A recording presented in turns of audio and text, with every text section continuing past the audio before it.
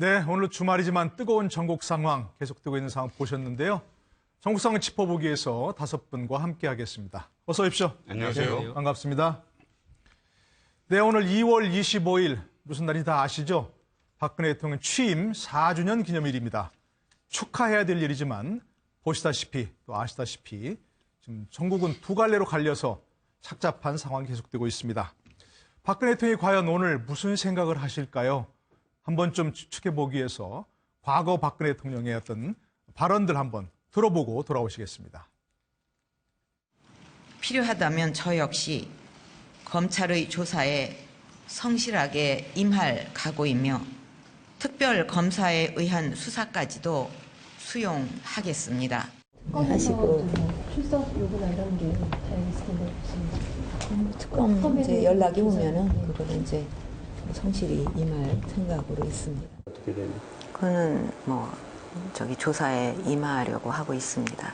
그러니까 그런 일정이라든가 또 그런 부분에 대해서는 이제 지금 조율을 하고 있습니다. 저는 제 대통령직 임기 단축을 포함한 진퇴 문제를 국회의 결정에 맡기겠습니다. 여야 정치권이 논의하여 국정의 혼란과 공백을 최소화하고 안정되게 정권을 이양할 수 있는 방안을 만들어 주시면 그 일정과 법 절차에 따라 대통령 측에서 물러나겠습니다. 저는 이제 모든 것을 내려놓았습니다. 하루속히 대한민국이 혼란에서 벗어나 본래의 궤도로 돌아가기를 바라는 마음뿐입니다. 네, 정말 하루속히 대한민국이 모든 혼란에서 벗어나 바른 상황으로 돌아와야 되는데요. 그렇습니다. 아직 계속되고 있습니다. 그렇죠? 계속되고, 자, 이제 27일 다음 주 월요일입니다. 그죠? 내일 모레인데 이 마지막 헌재 심판에 남겨놓고 있습니다. 네. 변수가 없어야 할 텐데 혹시 변수가 있을 걸로 보세요? 아니면 어떻게 보세요? 지금은 막바지 벼랑 끝에 다 와 있기 때문에 예, 그렇죠. 지금 특검도 그렇습니다. 예. 특검도 28일 화요일 다음 주 화요일 날 일단 활동 시간이 끝나죠. 연장이 되지 않는다면은. 예. 그리고 지금 촛불 집회도 조금 전에 보셨지만은 촛불이나 태극기 집회도 지금 거의 막바지에서 완전히 일촉즉발에 네. 기세 싸움을 예. 기세 싸움을 벌이고 있고. 네. 헌재도 마찬가지로 헌재도 월요일 날 최종 변론기일이라고 딱 곳을 박았습니다. 이 변동 없다고 헌재 대변인이 직접 정식 발표를 했어요. 네. 그렇다면은 대통령 쪽에서 가만히 있겠느냐? 뭔가 행동을 할 텐데 지금 나오는 것은 대리인단의 일가 사퇴 문제나 네. 또는 박근혜 대통령이 헌재에 직접 출석하는 문제, 출석 예. 문제는 26일까지 밝히라고 했죠. 만약에 박근혜 대통령이 헌재 출석을 하게 된다면은 네. 지금 나오는 자진하야론은 없어집니다. 네. 헌재 출석하고 나서 자진하야 할 리는 없죠. 그런데 일단 자진하야론까지도 지금 다 거론되면서 여러 가지 변수가 있는데 그러니까요. 여기서 또 하나 변수가 생긴 것이 양승태 대법원장이 네. 대법원장 추천 몫인 이정미 재판관 네. 후임 인선을 28일부터 나서겠다는 보도가 있어가지고 네. 그렇다면은 대리인단 쪽에서는 그러면 그때까지 기다리자. 후임 인선을 하려면 한 달 걸립니다. 그렇죠. 예, 인사청문회 하고 하면은 한 달 기다리자. 그리고 또 이정미 재판관 간다고 헌재 사정 때문에 이거를 3월 13일 전에 할 필요가 있느냐 이런 네. 논리를 지금 내세우고 있고 네. 심지어는 그럼 구인될 때까지 또 기다리자. 박한철 소장 후임 지금 한교안 권한대행이 임명할 수 없다는 주장도 있지만은 네. 그래도 구인될 때까지 기다리자 이러면서 어쨌든 헌재 사정 때문에 네. 3월 13일 이전에 끝낸다는 건 말이 안 된다. 이런 주장을 지금 계속 펼치고 있기 때문에 네. 어떤 선택을 할지 대리인단 안에서도 지금 감론 을박이 있는 것 같아요. 네, 네. 일사불란하지가 않습니다. 새로 들어간 변호인단이 네. 지금까지 주도를 해왔던 이종환 변호사나 이쪽에 네. 또 여태까지 도대체 뭐 했느냐 이런 식으로 또 서로 내분이 있거든요. 네, 네, 네. 거기서 어떻게 정리될지는 이번 주말을 좀 지켜봐야 될 것 같아요. 네, 그러니까 하여튼 이게 어쨌든 혼란이 빨리 종식이 돼야 되는데 자, 일부에서는 또 그런 것 같습니다. 대통령께서 어떤 헌재 변론하기도 너무 늦었으니까 중간쯤 마지막 그때쯤 가서 하야하는 것도 하나의 카드 아니냐.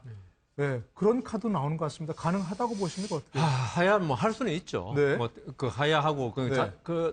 행정 공무원으로 말하면 의원 면직 아닙니까? 네. 그거야 본인 스스로 그만두는 거죠. 그만두는 네. 거야 할 수 있는데 과연 지금 와서 이때까지 헌재 재판이 시작되고 나서 한 석 달 걸렸나요? 예. 지금 하야를 한다면은 이게 시기가 좀 안 맞다는 거죠. 네. 결국 하야하고 이런 문제가 전부 국정 혼란을 막기 네. 위해서라는 명분인데 이게 그럴 것 같으면 진작 하야했어야죠. 네. 근데 지금 헌재 판결이 곧 나는 즈음에 하야한다는 것은 네. 어떻게 보면은 어떤 탄핵 재판이 인용되면은 네. 거기서 대통령의 어떤 잘못에 대한 그 적시가 그대로 다 나오지 않습니까? 네. 뭘 잘못했고 뭘 어제 쭉 나오는 거 그걸 피하자. 네. 또 그리고 여러 가지 뭐 지금 헌법 재판을 연기하자. 이런 안 좋은 의도에서 하야가 나오는 게 아니냐. 네, 이런 네. 의심을 받을 수밖에 없습니다. 어떤 정치적 전략이라고 봐야겠죠. 그렇죠. 네. 그리고 또 뭐 하야하면서 뭐 그 정치권에 가능성은 크게 없지만은 어떤 형사 재판 문제, 형사 책임 문제에 관해서 어떤 해결책을 달라 이렇게 된다면은 네. 다시 분란을 일으키는 거죠. 네. 그렇기 때문에 제 생각에는 지금 하야를 이야기하는 것은 할 수는 있으나 네. 원칙적으로는 맞지 않다. 음. 근데 저는 한마디로 요새 그 이 헌재 문제를 보면서 국정 혼란을 막기 위해서 저도 네. 그런 주장을 했습니다만은 탄핵 심판을 빨리 한다. 네. 여기에 대해서 다 맞고 하지만은 네. 근데 이게 극히 비민주적인 발상일지도 모르겠다. 어떤 것이 왜냐하면은 네. 우리가 그 바로 탄핵 재판 이런 게 있으면 그 전제로 네. 국무총리를 권한 대행시켜 놓고 네. 그 국무총리에 대해서 어떤 그 대통령을 대신해서 국정을 운영하게 하고 그 사람이 제대로 하면은 네. 이게 뭐 대통령이 뭐 이론적으로 1년이든 2년이든 뭐 국정 혼란이 있어서는 안 되는 거거든요. 네, 그렇죠. 근데 그 헌재 박한철 전임 소장부터 해가지고 네. 이 빨리 한다는 우리가 어쨌든 빨리 하겠다는 이미지를 계속 많이 줘왔거든요. 네. 그럼으로써 대통령 대리인단이 어떤 빌미를 줬고요. 네. 어떤 뭐 공정성을 상실한 거 아니냐. 일정의 그리고 날짜를 정해놓고 예, 하는 것이 그리고 그 이 헌법재판이라는 거 형사재판하고 똑같이 네. 어떤 무죄 유죄가 중요한 거지 날짜가 중요한 게 아니다. 네. 왜냐하면 헌법재판이라는 이 탄핵재판은 대통령이 어떤 나가냐 안 나가냐 이 문제이기 때문에 예. 신중하게 사실관계를 인정해야 네. 되는데 날짜에 쫓겨가지고 네. 필요한 증인까지 전부 다 그 배척하는 거 아니야 이런 의심을 줄 수 있거든요. 예, 그런 빌미를 줄 수가 있다. 그런 빌미를 줄 수 있기 때문에 우리가 네. 처음에 헌법재판 시작할 때 물론 그 원칙적으로 빨리 조속히 하는 건 맞습니다만은 거기에 너무 몰두한다는 느낌을 주니까 예. 대리인단에서 하는 이야기가 소추인단 대리인이냐 네. 그다음 공정성을 잃었냐 야당을 편드느냐 뭐 이런 이야기를 듣게 돼 있거든요. 예. 그러니까 이 부분에 좀 아쉬움은 있습니다. 예. 그러나 이제 헌재에서 처음부터 얘기했지만 신속하게 하되 정확하게 하겠다. 그 두 가지가 사실은 참 힘들게 조화가 힘든 일인데 어떻습니까? 지금 대통령이 만약에 하야한다거나 하면 헌법재판의 운명은 어떻게 되는 겁니까? 그러니까 이게 지금 탄핵 재판을 제대로 한 거는 지금 처음인 거예요. 노무현 전 대통령의 사례하고도 또 다르게 그 경우에는 굉장히 또 감명했고 사유가 예. 지금 그 김평우 변호사가 헌재 심판정에서 하도 막말을 해가지고 네. 주장한 내용들이 좀 희석되기는 했지만 그게 그러니까 우리나라 지금 헌법에 있는 탄핵 심판 제도에 미비한 부분이 네네. 굉장히 많다는 거예요. 네네. 법적으로 제대로 규정도 안 돼 있고 이런 게. 예. 그러다 보니까 지금 말씀하신 만일 자진 사퇴가 탄핵 결정 이전에 자진 사퇴를 했을 때는 어떤 결정을 내려야 되는지도 지금 또 법리 다툼이 그렇겠죠. 나오는 거예요. 예, 각하를 해야 된다고 상관없이 또 결정을 계속 해야 해야 된다는 된다는. 얘기도 있고요. 그러니까 이런 지금 개헌의 필요성이 또 이 부분에 있어서도 또 나오는 것 같아요. 네. 그러니까 탄핵 제도가 너무 지금 우리 87년의 헌법이 이것저것 제도들을 막 혼합을 해놔가지고 네. 서로 상충되는 부분도 있고 모순되는 부분도 있고 이런 것 때문에 지금 그러니까 뭐 헌재의 공정성이라든가 뭐 저 피소추인 쪽에 그러니까 대통령 측 대리인단의 그 비협조나 이런 문제도 있었지만 네. 이 제도 자체 규정 자체의 문제도 분명히 좀 있다라는 생각이 듭니다. 네네네. 자, 근데 이런 얘기도 나오는데 정치권에서 너무 지나친 추측인지 모르는데 대통령이 하야를 선언하면 헌재에서 각하를 하고 각하하고 나서 또 대통령이 난 언제 그랬느냐 하고 이렇게 해버리고 다시 버틴다. 이런 거 어떻게 뭐 정치적으로 너무 지나친 상상력인가요? 어떻게 보세요? 그러니까 만약에 대통령이 하야하는 그런 선택을 하게 된다면 네. 그 단순한 선언이 아니고 그 즉시 사임서를 국회에 제출을 해야 되겠죠. 동시에. 사임서를 제출한다. 그렇습니다. 그것이 이제 그럼- 법적인 측면에서 어쨌건 정식으로 사임한다는 게 단순한 선언이 아니고 네. 정말 사임한다라는 것이 이제 구체화되는 거니까요. 그렇게 네, 되면. 네, 네. 그렇게 되면 그 부분에 대한 의심은 없을 텐데 네. 그건 뭐 좀 과도한 뭐 추측이라고 저도 보는데 예. 과연 일단은 대통령이 지금 상황에서 하야라는 선택을 할 것인가? 예. 그 부분은 글쎄요. 저는 이게 아까 이제 여 변호사님도 말씀하셨지만 기본적으로 우리가 탄핵 절차에 들어가기 전에 네. 대통령에 대한 하야를 많이 주장을 했지 않습니까? 그러니까요. 그런데 지금 예. 그 당시 새누리당도 마찬가지고 정치권에서 아니 그렇게 그 하야를 주장하지 말고 법적으로 하면 그러면 탄핵을 하면 될 거 아니냐. 네네. 그때 그렇게 해서 탄핵 절차에 들어가게 된 그렇습니다. 거예요. 예. 이게 이제 헌법적인 절차를 지금 밟고 있는 거 아닙니까? 네. 그런 상황이기 때문에 그런 문제도 있는 것이고 그리고 대통령이 하야를 한다는 어떤 그 전제는 결국은 형사적인 문제를 사실상은 사면한다라는 이제 그런 것들을 전제로 하고 있을 텐데 어떤 그것이 정치적으로 합의를 해서. 그렇습니다. 예. 그 합의가 현재 상황에서 되겠냐는 거죠. 야권에서 받아들일 가능성이 뭐 거의 없다라고 봐야 되고 그렇기 네. 때문에 대통령도 그 카드를 선택하기가 뭐 쉽지는 않을 것이다라고 저는 봅니다. 예. 근데 김진태 의원 같은 경우는 네. 박근혜 대통령 자진하야 0.00%다.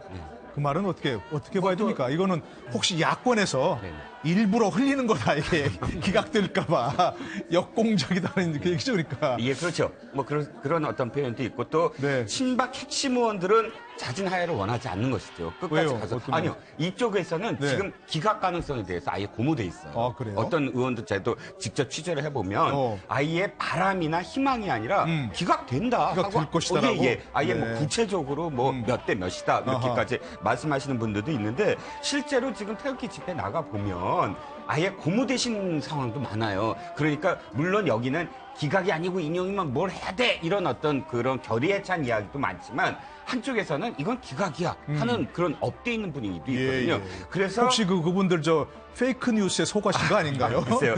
어쨌든 페이크 뉴스는 좀 이따 또 말씀을 드릴 계제가 있을 텐데 자 저는 이제 자진 하야가 원래 어디서 시작됐냐면 자유한국당에서 시작됐어요. 얘기가. 예. 정우택 원내대표가 처음으로 발언을 했고 그러니까요. 맨 처음에는 임명진 비대위원장도 거기에 대해서 동의하는 듯한 표현을 썼어요. 네. 나중에 그걸 또 임명진 비대위원장은 수습을 했지만 그런 적 없다고. 그런데 문제는 결국 청와대에서 적극적으로 부인하면서 이것이 그 군불이 이제 서서히 죽어들다가 네. 어저께 정우택 원내대표가 끝내 이제 그거는 이제 없었던 걸로 하자. 청와대가 만약에 반대라면 어쩔 수 없는 게 아니냐 하고 네. 이제 일단락을 지었습니다. 근데 그 과정을 보니까 일단 자유한국당 내에서 그걸 주장한 축이 있었던 걸로 네. 보여요. 그래서 자진하야를 해서 일단 전국 혼란을 수습하고 자진하야를 얘기한다면 2개월 동안의 대선 과정 속에서 일단은 검찰의 수사가 일단 중단되니까 그 이후로 예. 이 상황을 좀 연기할 수 있지 않느냐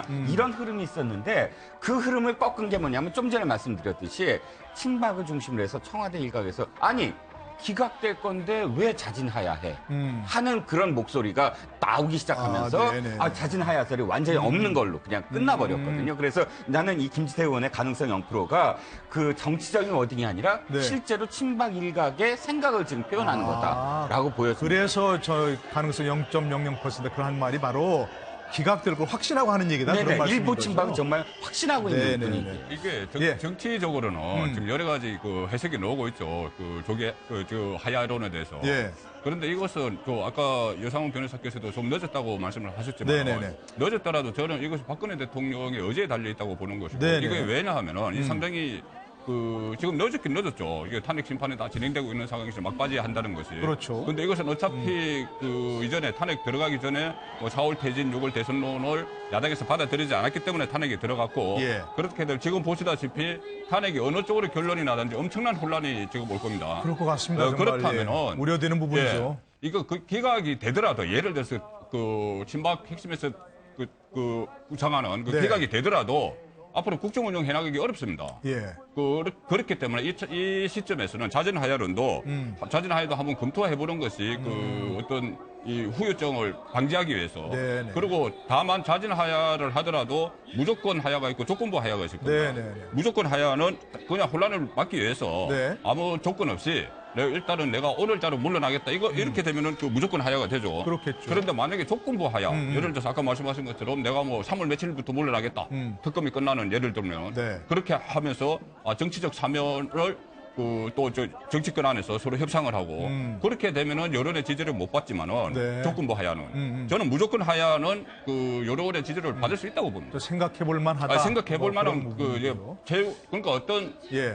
대통령 개인을 위해서가 아니고 이 이후에 혼란을 생각한다면 네네. 그것도 좀 생각해 볼 만한 그 방안이죠. 예, 하여간 뭐 저희가 좀 기다려 봐야 되겠습니다만 내일 모레 월요일이 마지막 헌재에서 최종 변론이라고 하는데요. 혹시 그 전에라도 또 그 이후에라도 대통령이 하야하는 게 어떠냐 이런 얘기들이 나오고 있어서 법적, 정치적 의미를 짚어봤습니다만 과연 어떤 얘기들이 나오고 있는지 한번 좀 보시고 제가 계속 얘기 나누도록 하겠습니다.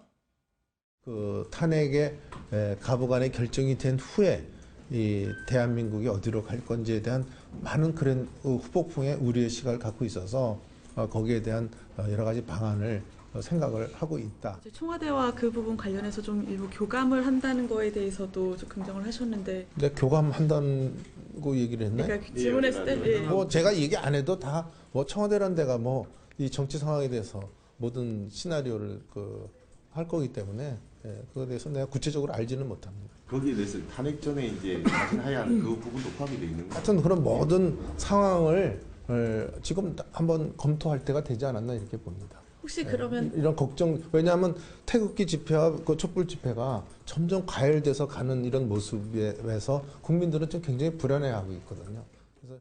그래서 그 자진 사퇴 어떤 분들이 그런 얘기 했는지 모르겠는데요.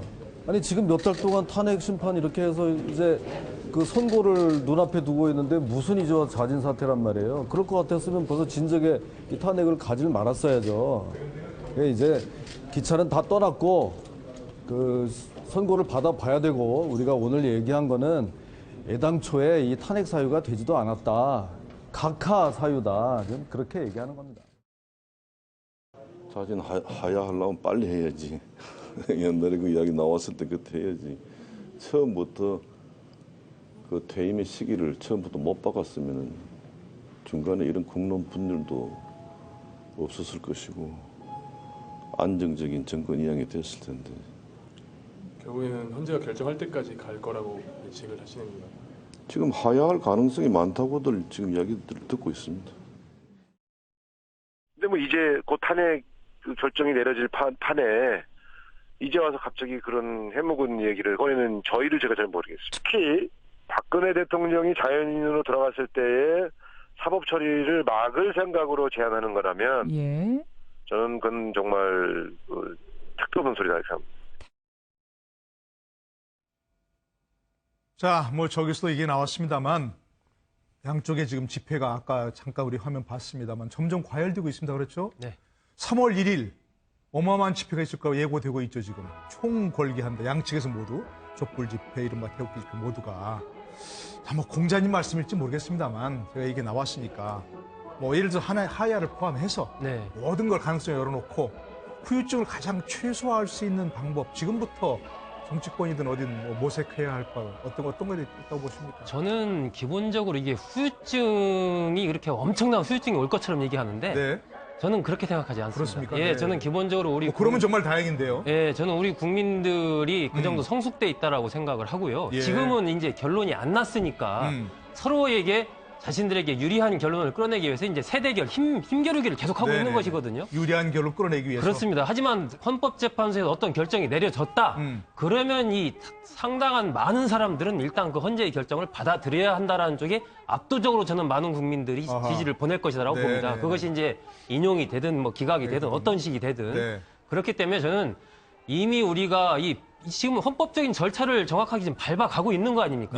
이것의 결과를 기다리고 거기에 대해서 결과가 나오면 그것을 승복하는 그런 부분들이 중요하다. 지난번에 여야 사당 그 원내대표들이 만나서 같이 헌법재판소의 어떤 그 탄핵 심판 결과에 대해서 우리가 받아들이자라고 얘기를 한번 선언을 했지 않습니까? 그거는 있었죠. 예, 그렇습니다. 그러한 자세가 저는 굉장히 필요하고 지금 광장에서 나오는 저 부분은 광장에서는 저렇게 분출될 수가 있는 겁니다. 하지만 저런 부분 때문에 어떤 현재의 탄핵 심판 절차에서 어떤 문제의식을 좀 느낀다든지 대통령이 어떤 다른 선택을 글쎄 할 것이라든지 저는 기본적인 현재의 헌법재판소가 밟아가고 있는 이 법적인 절차의 프로세스를 그대로 밟아가고 거기에 대해서 결과가 나왔을 때 따르도록 정치권이 그런 흐름을 만들어가는 것이 굉장히 중요하고 그리고 우리 국민들은 그렇게 저는 따를 것이다라고 봅니다. 생각보다 후유증이 크지 않을 겁니다. 저는 계속 후유증이 크다고 주장하는 편이기 때문에 잠깐만 말씀하시고 저도 그 국민들의 수준 믿습니다. 국민들 수준을 믿는데 뭐냐면은 바로 결정되면 바로 대선에 만약에 인용이 되면은 네. 바로 대선에 들어갑니다. 바로 대선 국민의 대선에 기회를 들어가면 지금 뭐 하면은 뭐 기각하면은 뭐 혁명하겠다. 네. 또 한쪽에서는 탄핵되면은 내전이 벌어진다. 예. 이렇게까지 이야기하고 있는 상황에서 또 특히 오늘도 그 문재인, 그 이재명, 손학규 이 대선 주자들 다 지금 그 강화문 나갔습니다. 네. 강화문 나갔고 또 야당에서도 뭐 이인재 그 이렇게 다 또 나갔죠. 그 이런 이인재, 김문수 다 또 네. 저기 대한문 나갔어요. 이런 상황에서 오히려 이게 만약에 한쪽 어느 쪽으로 되든지 이 정치인들이 이 또 그 강장에 개입을 해서 네. 지금 부추기는 이런 상황. 그리고 이것과 또 대선이 맞물려 있기 때문에 이것은 그 우리 뭐 국민들 의식이 믿지만은 네. 정치인들이 표를 위해서 네. 충분히 부추길 가능성이 높기 때문에 후유증이 저는 그러니까 우려가 말입니다. 된다는 이야기입니다. 예, 그런데 예, 잠깐만 묻주시면 그런데 이제 그 다른 사람도 아닌 변호사가 헌재에서 이 얘기를 하고 또 집회에 나와서 자 시가전이 생기고 아스팔트가 피로 덮일 것이라는 그런 말까지 한 적이 있습니다. 그 얘기를 듣고 한번 돌아와 보시죠. 이 탄핵이란 용어는 사실은 민주주의나 이런 데서는 상당히 그 터부시하는 말입니다. 대통령 탄핵이라고 하는 거는 국채를 바꾸는 것이기 때문에 이거는 참 여자분 아닙니까? 대한민국의 남자들 부끄러워요, 부끄러워. 여자 대통령 하나 지켜드리지 못하는 대한민국의 남자들 자격이 없어요.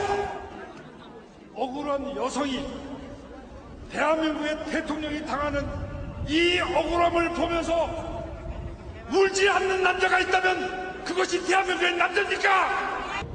지금 한국에서 일어나고 있는 현상이 만일에 이런 현상이 1년만 지속되면요 바로 북한이 됩니다.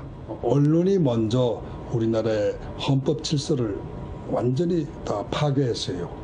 언론의 자유를 다 뺏어버린 거예요. 이건 유엔의 제소할 사유입니다. 무슨 말인지 아세요? 네. 자, 정치인이 저런 말 했다면 좀 이해가 가는데, 저긴 안 나왔습니다만, 헌재 그 재판 과정에서 시가전이 생기고 아스팔트가 피로 덮이고 대통령파, 국회파 갈려서 내란 상태 들어갈 수 있다. 탄핵은 정변이다. 정변은 쿠데타 아닙니까?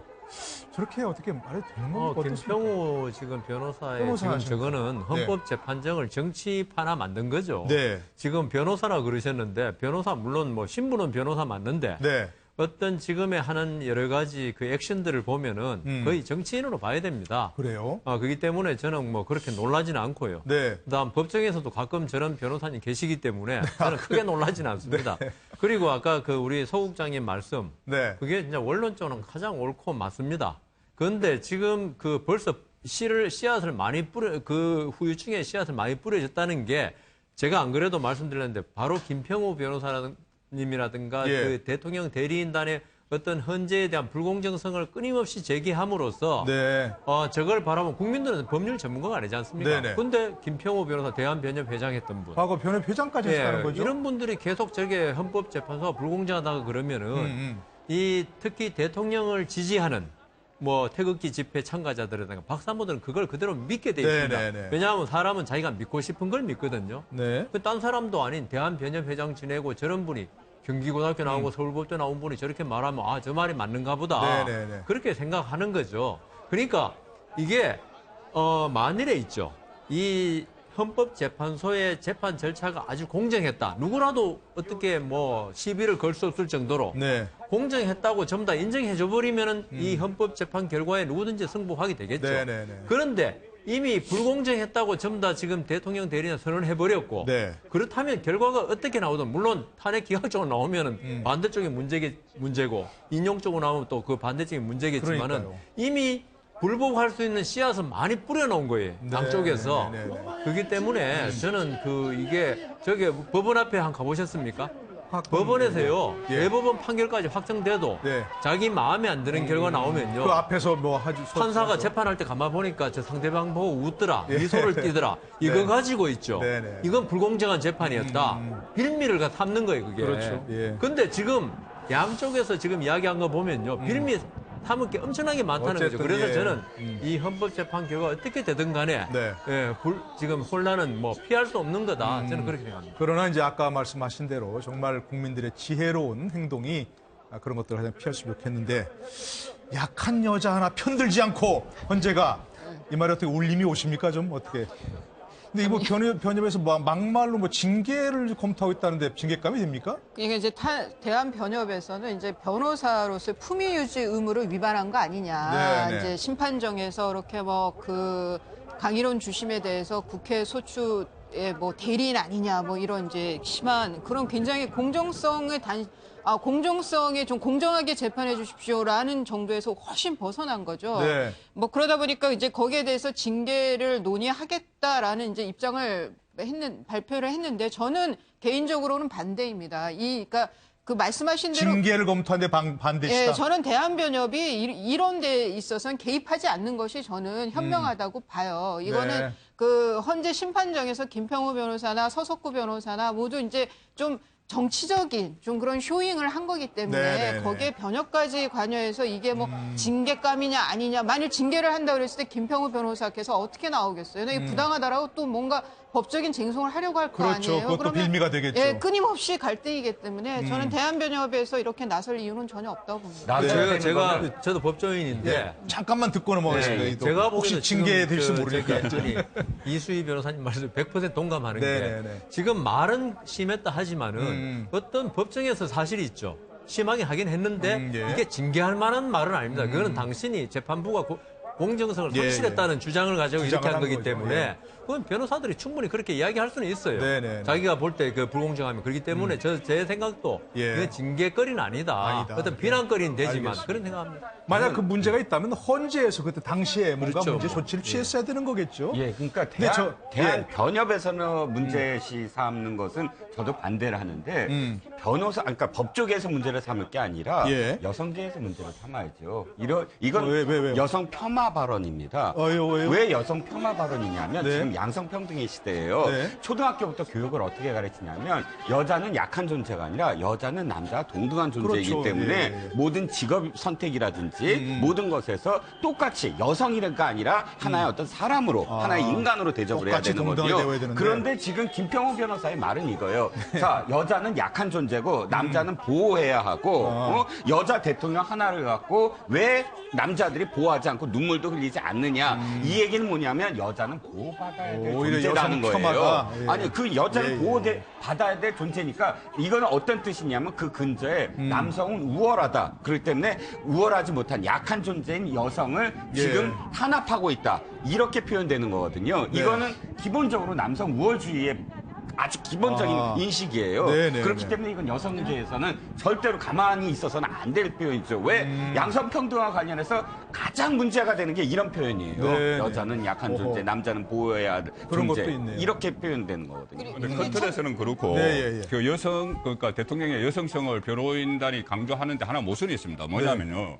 그 김평우 변호사가 지금은 뭐 여성 저런 식으로 이야기했지만 여성 약한 여자 하나 편들지 않고 뭐 이렇게 네. 비난을 했지만 헌재에서는 그 세월호 7시간과 연결시켜서 그 여성 대통령의 일상을 그 10분 단위로 다 쪼개서 소명을 해야 되냐 이런 이야기를 했고 네. 앞서서 유영아 대변인은 이것도 역시 세월호 7시간 관련해서 여성으로서의 사생활 이야기를 했습니다. 네, 그렇죠. 그런데 지금 청와대 공식 입장은 세월호 7시간 동안 정상적인 직무를 했다는 것이죠. 거죠, 예. 정상적인 직무를 했다는 것이고 어떤 시술을 받았다는 것은 의혹인데 네. 그 의혹을 가지고 여성의 사생활을 보호를 해야 된다 이렇게 나온단 말이에요. 네, 네, 네. 그러니까 정상적인 업무를 했다면은 여성 사생활 보호를 이야기할 필요가 없는 것이죠. 네, 그렇죠. 그 모순점도 있어요.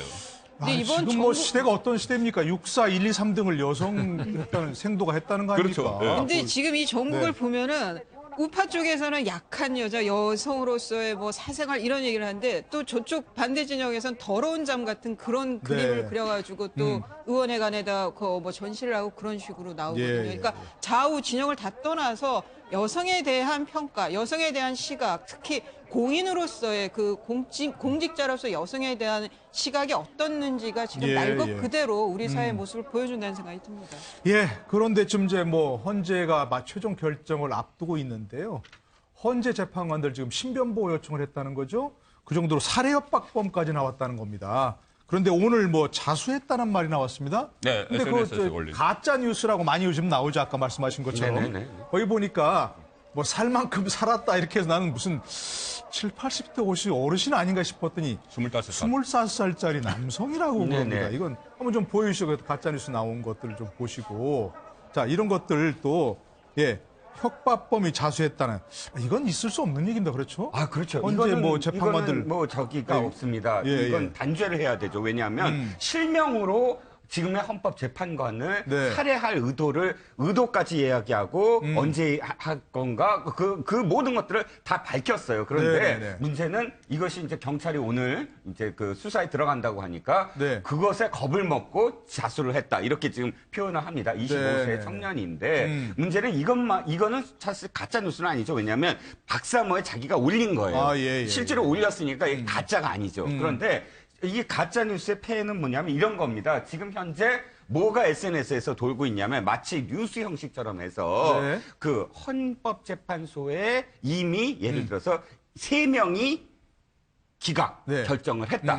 벌써 5대 3이다. 네. 이미 기각이다. 뭐 이런 어떤 소문 1, 2 결정문 있죠. 왜 그 각각의 어떤 의견까지 거의 유사하게 왜 그 노무현 대통령 때 그 의견처럼 박 대통령이 이번에 뭘 했고 갖고 각각의 재판관들의 의견까지도 마치 결정문이 다 된 것처럼 돌고 있거든요. 그런 게 돌고 있다는 거죠. 그런데 그건 가짜입니다 분명히. 그죠? 그건 불가능하죠. 왜냐하면 평의가 다 끝내야 되잖아요. 최종 변론도 아직 안 끝났는데 변론 기일이 27일이고 그 이후에 평의를 거쳐서 이 작성을 하는데 그런 과정이 전혀 없이 마치 그것이 다 결정된 양 또 뭐 5대 3이다 6대 2다 이렇게 해서 결정이 된 것처럼 이렇게 도는 것 그야말로 뭐 법조계에 계신 분이 두 분이 계시지만 헌법재판소야말로 사실은 그렇게 미리 뭐 이 헌법재판소의 직원일지라도 모릅니다. 전혀 모르고 지금부터 변론 기일이 끝나면 거의 뭐 은폐된 8명이 거의 집에도 못 가고 그 평의를 다 거쳐서 비밀을 엄수하는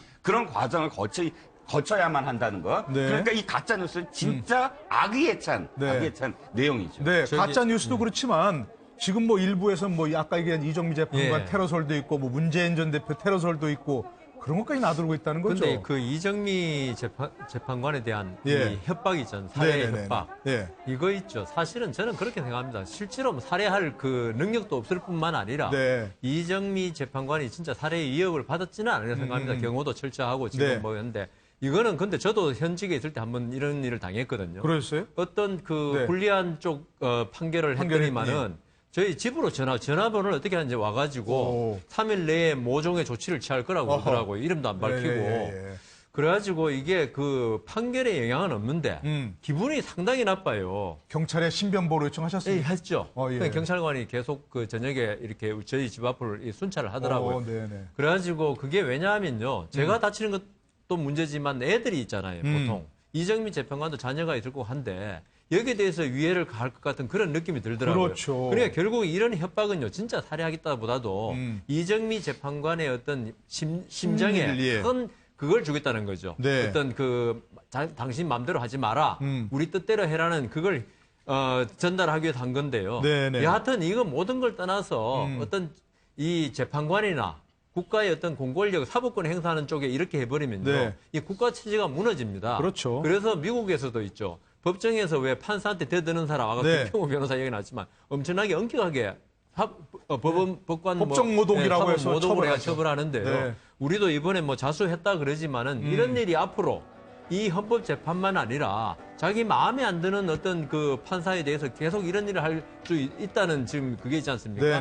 이번에 일벌 100개로 엄격하게 처벌해야 한다고. 물론이죠. 있을 수 없는 일이고 있어서는 안 되는 거죠. 예, 그렇습니다. 저는 이 부분이 좀 중요하다고 보는 게 지금 이제 어떻게 보면 가시화된 첫 번째 흐름들이 나오고 있는 건데 지금 확실하게 끊어야 됩니다. 이게 왜 이제 우리가 왜 극단으로 흐르는가 이런 것을 연구한 사람들 자료에 따르면은 비슷한 생각을 가진 사람들끼리 모여서 거기서 얘기를 하다 보니 이게 점점 극단으로 가거든요. 그럼 최근에 보면은 이른바 누가 뭐 안중근이 될 것인가 뭐 이런 얘기도 지금 막 돌고 있단 말입니다. 그런 상황이기 때문에 저는 지금 정도 상황에서 관계 당국에서 부처가 예를 들면 합동으로 해서 이런 부분에 대한 강력한 어떤 처벌의 의지와 필요하면 담화문까지 내가지고 이런 부분은 앞으로 어떤 지위고하를 막론하고 지금 엄벌에 처하겠다라는 것을 좀 강력하게 천명할 필요가 있습니다. 저기 지금 화면에 잠깐 보였습니다만은 변호사가 저렇게 집회에 나가서 태극기를 두르시고 그렇게 하고 있습니다. 자막 때문에 제가 한 말씀만 좀 짧게 드릴게요. 아까 그 자막에 뭐가 나왔냐면 가짜뉴스 구별법 어떻게 하나 뭐 그러니까 자막에 나와서 제가 팁 하나만 드리면 가짜뉴스 구별법 저 뉴스 뭐 가짜뉴스만이 아니라 시청자분들이 기사를 읽으실 때 또는 뉴스 보도를 들을 때 가장 중요한 게 소스입니다.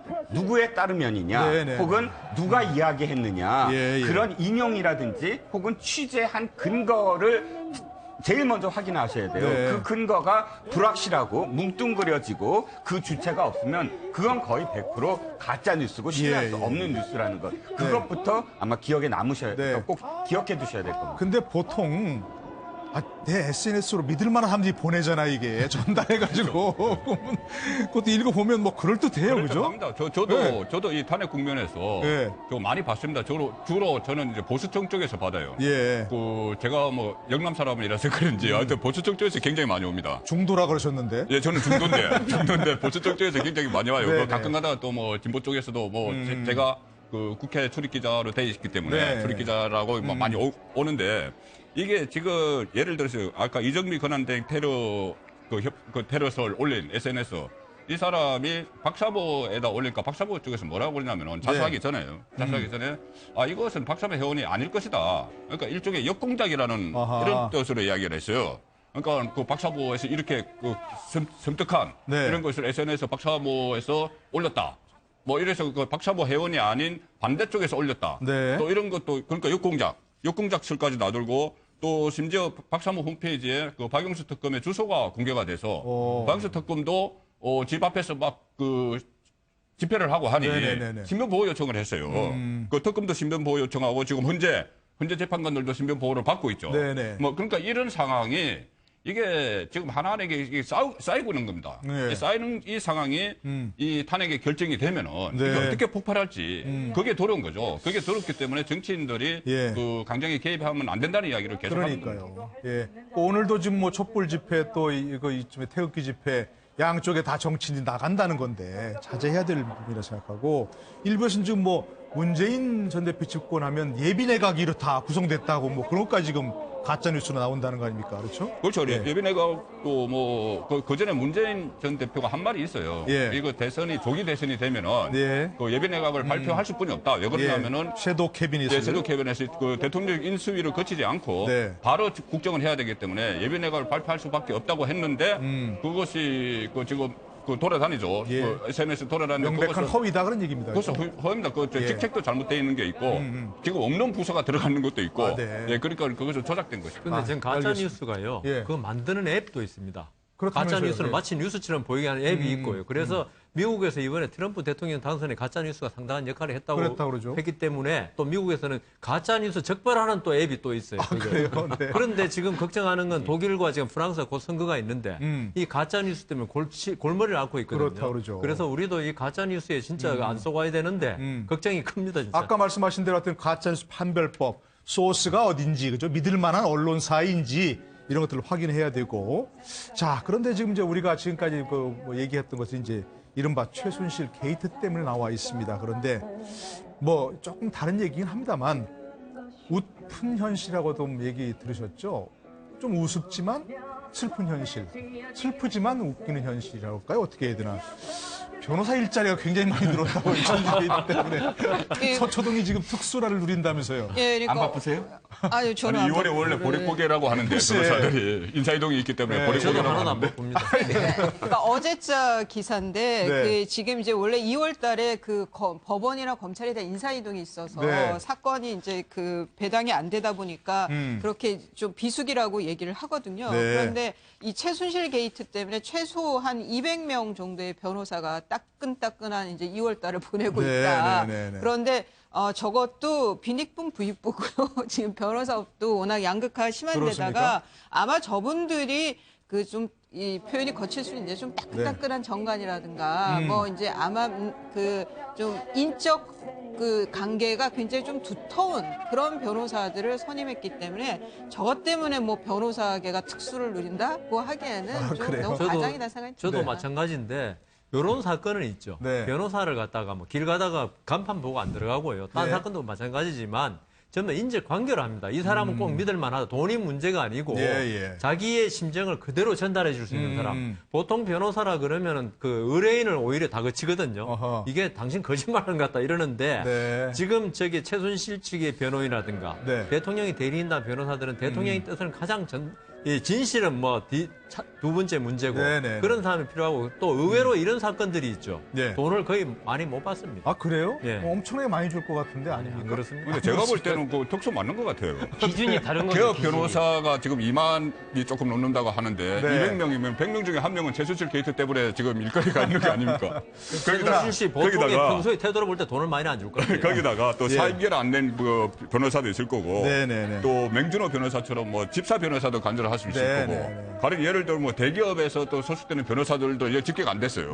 그런 변호사도 있고 덴마크에도 변호사 또 생겼습니다. 정글에서 덴마크 변호사 덴마크까지. 자, 근데 최순실 딴 건 모르겠어요. 최순실 씨는 아마 변호사도 아주 가혹하게 다룰 것 같아요. 그래요? 평소에 돈 얼마 줘놨으니까 내 시키는 대로 하라고 할 사람 같아요. 자, 근데 그건 또 그렇고 이게 지금 보시다시피 저렇게 주말마다 지금 집회가 있습니다. 그렇죠?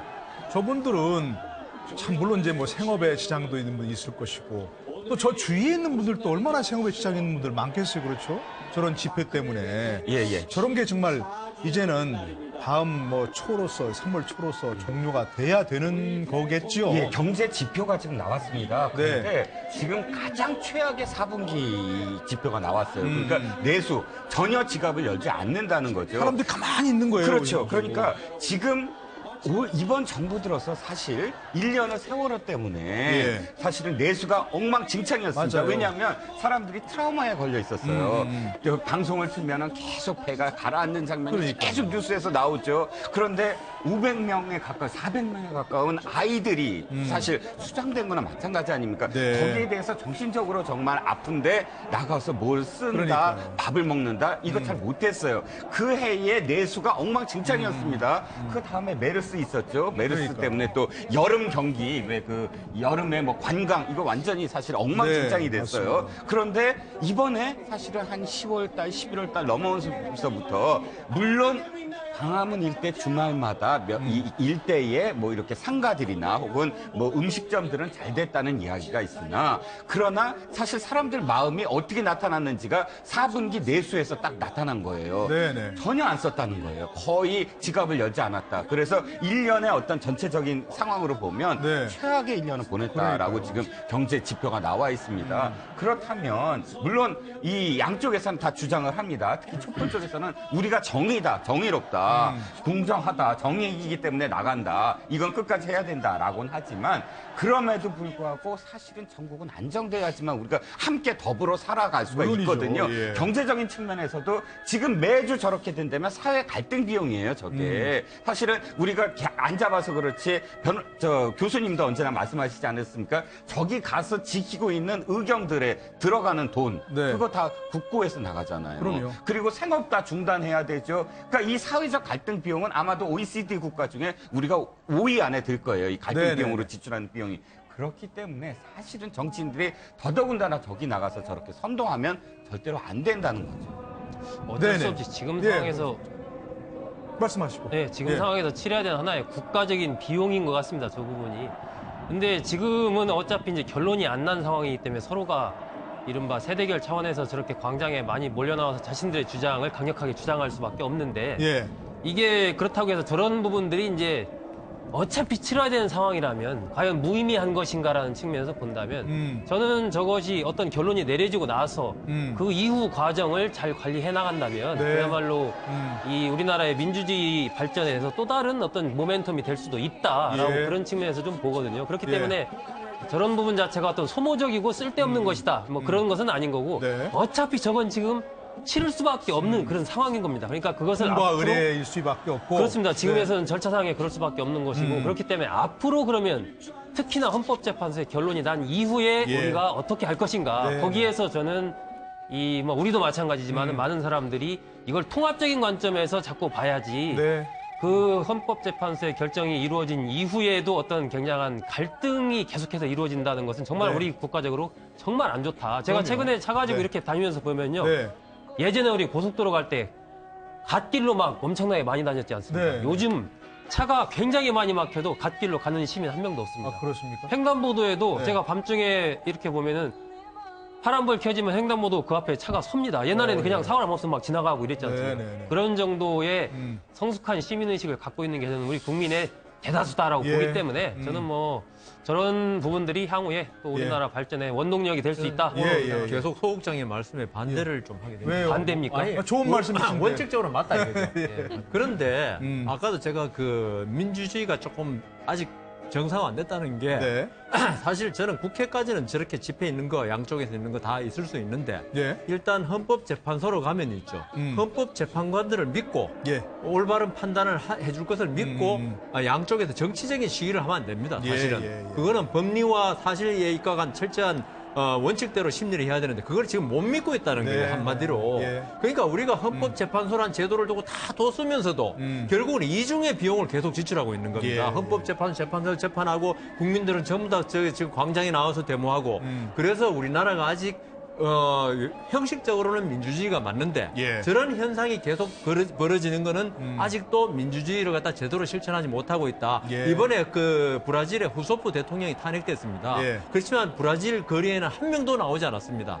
그렇게 탄핵이 마무리되고 후소프 대통령이 물러갔죠. 그리고 우리도 뭐 지금 아직 우리가 민주주의가 아직 실현할 그 날짜가 많고 앞으로 계속 해야겠지만 앞으로 저런 모습을 안 보이는 게 오히려 민주적이다. 근데 변호사님 저게 법적으로 문제 있는 건 아니지 않습니까? 법적으로 문제는 비용이 의사 표시죠, 저게. 그러니까 저는 뭐 저거 그냥 하나의 그 결론이 나기까지 서로 다른 주장을 가진 사람들이 자유롭게 의사 광장에서 의사를 표출하는 그런 정도로 받아들이면 크게 뭐 문제는 없지 않나 싶습니다. 알겠습니다. 저는 광장 열기가 앞으로 정말 우리나라의 민주주의를 성숙시키는 계기가 될 수 있으면 좋겠다. 이렇게 생각이 들고요. 지금 말씀하셨지만 헌재 결론이 항상 옳은 거 아닙니다. 그러나 우리가 옳다고 생각을 하고 그런 제도를 만들어 온 거니까 일단 결론이 나면 다들 승복할 거라고 믿고 그렇게 좀 기대를 해보겠습니다. 자, 또 이제 마무리되는 게 있습니다. 특검입니다. 그렇죠?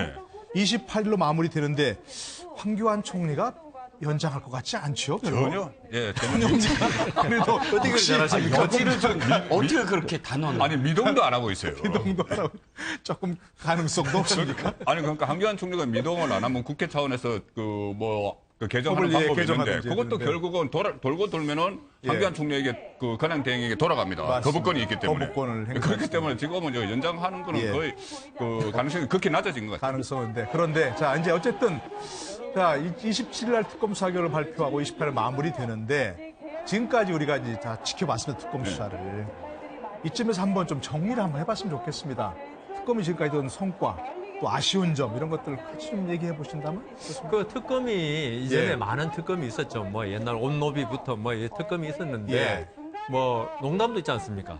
옛날 특검에서 밝혀낸 거 유일하게 앙드레김 본명이 김봉남이라는 거 하나 밝혔다. 이 정도로 특검 무용론까지 있었거든요. 이건 그냥 농담입니다. 그러니까 아니 옛날 농담에 그런 유머가 있었는데 이번 특검은 그에 비해서 사실 많은 걸 밝혀내고 또 살아있는 권력인 물론 정지되어 있었지만 대통령 주의를 둘러싼 많은 뭐 진짜 나는 새도 떨어뜨릴 만한 권력을 가진 사람을 구속시키면서 국민들에게 어떤 우리나라 민주주의가 살아있구나. 물론 그게 검찰을 통해서 쓰면 더 좋았을 뻔했는데 특별한 검찰을 통해서 한 게 약간 아쉬움이 있지만 그렇다 하더라도 어떤 우리나라 사법부를 통해서 민주주의가 실현된 옛날 같으면 60년대나 70년대 하면 도저히 상상할 수 없는 일 아닙니까? 그렇죠. 지금도 아프리카나 아시아의 후진국들은 있을 수 없는 일이고요. 그런데 그런 면에서 상당한 성과를 올렸는데 이번 특검에서 하나 아쉬운 것은 너무 이 전선을 갖다가 너무 확장시켜버렸다. 그래서 집중할 선택과 집중이 필요한데 집중할 수 있는 곳에 저는 오히려 우병우 문제가 나중에 나왔지만은 네. 그 부분에 집중했어야 하다 봅니다. 아, 그렇습니까? 네. 대통령의 좀 아쉬운 부분이 사실 그거다. 예. 어떤 최순실의 국정농단을 밝히기 위해서는 우병우의 역할이 엄청나게 중요했거든요. 네. 그런데 그 부분에 관해서 그냥 숟가락을 대다만 그런 결과만 가져왔어요. 그래서 물론 삼성 특검이란 말까지 들을 정도로 삼성에 또 너무나 많은 집중을 했다. 집중을 그게 했었죠. 물론 대통령의 뇌물과 관련되니까 했다 하지만 예. 그래서 저는 진짜 국민들이 알고 싶어하던 사실 정윤회 문건 사건 때부터 예. 우리는 우병우 수석의 역할에 대해서 예. 그다음 대통령이 왜 이런 국정농단 사태에 휘말려 들게 됐는가 이게 우리 많은 국민들은 우병우 수석이 역할을 제대로 했으면 안 했을 거 아니냐 그렇죠. 아니면 김기춘 실장이 제대로 역할을 했으면 안 했을 거 아니냐 이렇게 하고 있는데 그 부분에 관해서 전선을 너무 확장하다 보니까 약해졌다. 그러니까 두 가지의 잘한 점과 못한 점이 있다는 거죠. 근데 어쨌든 뭐 특검이 수사할 수밖에 없는 게 너무 많았습니다. 수사하고 해야 하는 그 부분이요. 근데 다 이해하는데 저는 지금 말씀하신 그 우병우 전 수석 문제에 대해서 이제 네. 그 의견을 드리면 네. 저는 지금 그 소명이 부족하다 이제 그래서 그 구속영장이 기각이 됐는데요. 네. 저는 많은 증거가 결정적인 증거는 저는 지금 청와대 민정수석실에 많이 있을 거라고 생각이 듭니다. 네네. 그래서 압수수색을 못해서 문제다. 못했기 때문에 그래서 우병우 전 수석에 대해서는 저는 지금 그 특검에서 이 상태에서 기소하면 안 된다고 생각해요. 네. 그래서 이거는 우병우 전 수석에 대해서는 기소 중지 상태로 뭐 두고 네.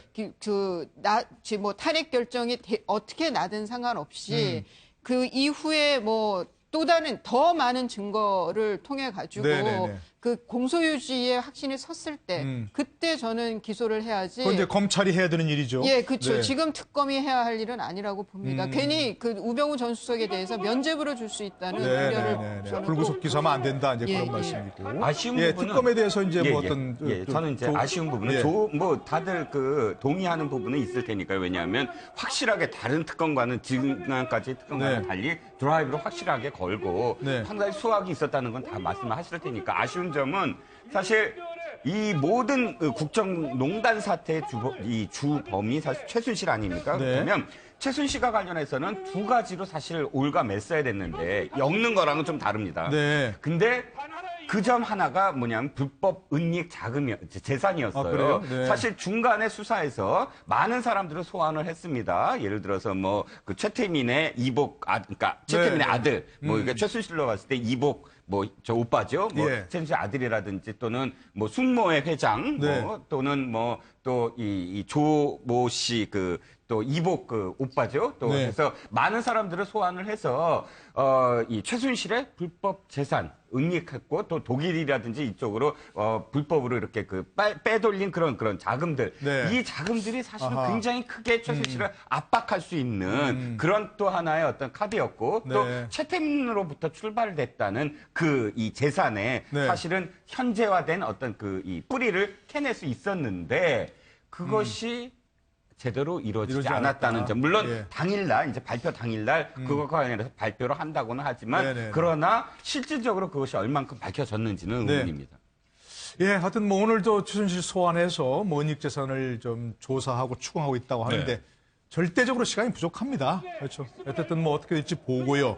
자, 특검에 대한 총평을 좀 우리 들어보신다면. 네, 사상 최대 규모 특검이었죠. 그런데 아까 여 변호사께서 말씀하셨지만 올로비 특검 때 앙드레김의 본명이 말죽거리 김봉남이라는 거 밝히는 것뿐이 없다. 이렇게 그 말이 나돌았죠. 워낙 성과가 없었으니까. 이번 특검 시작할 때도 그런 말이 있었어요. 이번 특검은 또 그때처럼 차은택 씨 외모의 특징만 밝혀진 것이 않느냐. 막 그런 말이 있었어요. 초기에. 그런데 실제로 많은 성과를 냈습니다. 실제로는 특검의 여지를 가지고 해서 또 특히 저기 벌렁 리스트 이 부분은 검찰에서 밝혀내지 못했던 부분이죠. 이 부분이나 또 이대 비리에 관련해서 총장까지 구속시키고 또 삼성 부회장까지 구속하지 않습니까? 그렇습니다. 그런데 그 부분은 물론 구속한 성과라고도 또 특검 입장에서는 볼 수가 있지만은 제가 볼 때는 이재용을 잡느라고 우병우를 놓친 그런 측면이 있습니다. 그 이재용 부회장에게 구속영장 제출하면서 3주 동안 수사력을 집중을 했죠. 그리고 거의 다 끝나갈 때 우병우 전 수석 불렀고 결국은 어쨌든 간에 그 구속영장이 발부되지 않았고 그걸 놓친 그런 측면이 있고 또 하나 특징은 박근혜 대통령을 겨냥한 그 수사의 한계를 극복하지 못했다. 그 청와대 압수수색도 그렇고 대면 조사도 하지 못했고 그리고 또 가장 중요한 것은 조금 전에 말씀하셨지만은 이번 특검은 사실 최수철 게이트인데 예. 이게 마치 그 어떤 대기업 그러니까 대기업 특검처럼 그러니까요. 이렇게 그 분산시켜 버린 거. 네. 뭐 이 부분은 좀 아쉬운 점이죠. 네.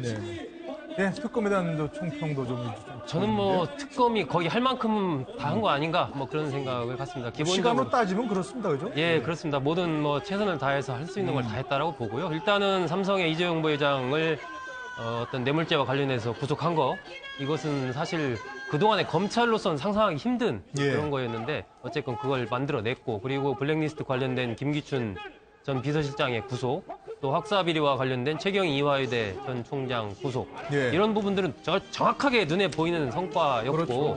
그리고 특히 블랙리스트 같은 경우는 뭐 장관에서 그 수석까지 이어지는 그 정확한 라인을 전부 다 정확하게 밝혀낸 거 아닙니까? 그건 대단한 성과다라고 생각이 들고요. 아쉬운 점은 저는 두 가지인데 하나는 이 청와대 압수수색과 관련해서 어쨌든 무의에 그쳤지 않습니까? 네네. 그런데 앞으로도 이게 이 똑같은 일이 발생할 수가 있는 건데 그럼 법원에서 영장이 발부된 걸 가지고 청와대를 갔는데 청와대에서 여러 가지 국가 기밀 등으로 해서 막았단 말이에요. 그렇죠.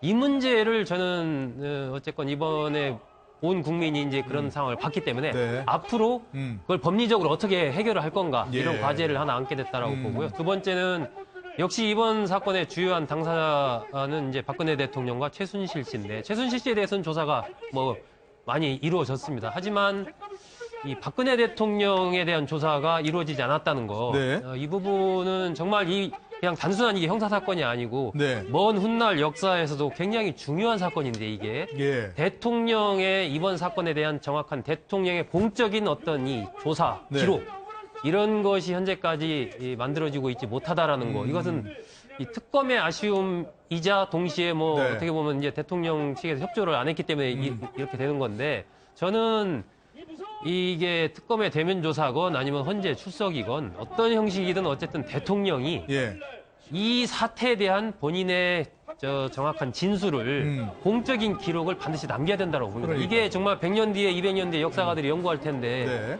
정규재 TV랑 인터뷰한 그건 말 그대로 그냥 인터뷰한 거고 공식적인 지금 대통령의 이 말이 나온 게 없는 거예요. 사실 다 기록으로 남는. 그렇기 때문에 정말 박근혜 대통령이 역사를 조금이라도 생각을 한다면 저는 대면 조사건 아니면 헌재 출석이건 해서 이번 사태에 대한 본인의 하나하나의 그런 부분들을 좀 정확하게 밝혀야 된다라고 생각합니다. 오늘이 토요일이고 일요일, 월요일, 화요일밖에 없습니다. 특검 수사 연장이 안 된다면. 그런데 결국 그 특검이 대통령 되면서 못할 것 같은데 시한부 기소 중지? 조건부 기소 중지? 어떤 게 맞습니까? 저는 그 말 자체에 반대하고 있습니다. 어떤 것 때문에? 왜냐하면 제가 이제 우리 법인의 그 검찰 고위 간부 출신 변호사님하고 상의를 했거든요. 했는데 이 기소 중지란 건 뭐냐 하면요. 전제가 기소권이 있는데 어떤 검찰이 기소권을 가지고 있는 걸 전제라고 해요. 안 그러면 기소 중지란 말을 쓸 수가 없지 않습니까? 그런데 과연 대통령이 아직 파면 안 된, 탄핵 안 된 상태에서 기소권이 있느냐? 없다는 거죠. 기소권이 없는데 무슨 기소권 없음이지. 기소 중지란 말을 쓰면 안 되죠. 물론 현실적으로는 그리고 또 실질적으로도 있죠. 조건부 기소 중지를 하거나 어쨌든 아무 문제가 안 되는 게요. 대통령이 지휘만 이러면 즉시 수사할 수 있습니다. 그렇죠. 그러면 지금 수사도 안 되는데 기소 중지 해놨다면 무슨 의미가 있습니까? 아무런 의미가 없죠. 왜냐하면 지금 기소 중지를 안 해놓으면은 나중에 퇴임하고 나서 수사를 못 한다 그러면 지금 기소 중지를 해놓지 뭘 하는 거냐 하는데 뭐 시효가 지난다고 그러니까요. 하면. 그런 기소 중지의 의미가 있는데 그리고 기소 중지는 지금 뭐로 하냐 하면은 세 가지가 있습니다. 참고인이 지금 소재불명, 그다음 피의자 자신의 소재불명. 보통 도망갈 때 많이 하잖아요. 예, 그다음 어떤 감정이나 뭐 문서 감정이 시간이 많이 걸려서 기소 중지인데 이걸 기소 중지를 한다는 건 말이 안 되고 한다면 내사 중지를 하는 게 맞다. 이런 의견을 내사 중지. 그런데 이게 뭐 소위 일각에서는 이렇게 시한부 기소 중지 특검이 하는 것은 뭐 황교안 그 대총리가 특검 연장해야 한다는 압박이 될 것이다 하는데 압박이 될까요? 저는 압박의 의미가 별로 없어 보입니다. 왜 어떤 점에서? 그러니까 뭐 이거는 좀 뭐라 그럴까요? 그냥 어쨌거나 불기소 처분인 거예요. 큰 차이는 없어요. 뭘 갖다 공소권 없음이 되든 뭐가 되든 예. 뭐 기소를 하지 못한다는 건 변함이 없고요. 그리고 한교안 대행이 뭐 법적인 거에서 판단하는 것이 아니라 네. 정치적인 기준에서 특검 기간 뭐 동의를 뭐 불승인할 거기 때문에 뭐 이런 저 특검의 처분에 대해서 큰 의미는 없다고 보입니다. 예, 알겠습니다. 네, 지금 화면에 보시다시피 오늘도 계속해서 촛불 집회, 태극기 집회 충돌하고 있습니다. 물리적인 충돌은 물론 없습니다만 저렇게 심지어로 부딪히는 것, 아까 우리 많은 패널도 얘기하셨지만 헌재 결정이 내리는 다음에는 지혜롭게 하나가 되는 그런 시간이 좀 있어야 할 것 같습니다. 네, 오늘도 함께해 주신 여러분 고맙습니다. 내일 다시 뵙겠습니다.